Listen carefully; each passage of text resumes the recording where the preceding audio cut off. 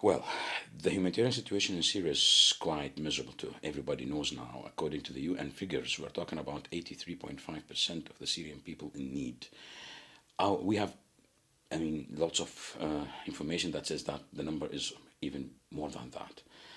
Humanitarian organizations are right now the front line in defending the world, because if we fail to work, then you will have to expect lots of refugees all over the world, especially in Europe and more specifically in Germany.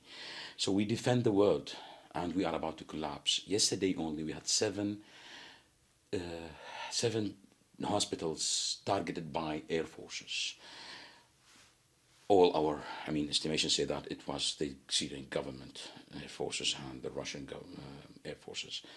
We have lost since the beginning of the beginning of 2015. We have recorded almost 150 hospitals and health facilities being targeted by air forces, according again to the UN figures. If this continues, then you will will not see a single doctor inside the country. The best estimations speak about 1,000 doctors left in rebel-held areas, plus 2,000, almost 2,000 nurses, serving almost 8 million people.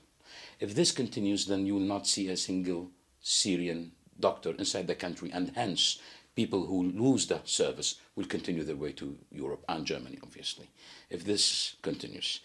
The end of this requires a political solution. This is not a human volcano, this is not an earthquake. This is a political crisis at the first hand. And this could be solved only through negotiations in Geneva.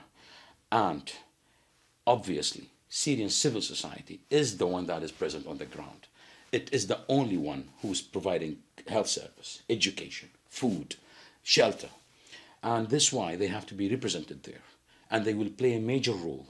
Maybe not at the beginning of the negotiations, except for lobbying, but when any solution is there to be implemented, then only Syrian civil society will be able to implement, especially if we know that the Syrian crisis is solved, yes, top down through negotiations, but the most viable solution will be a bottom up.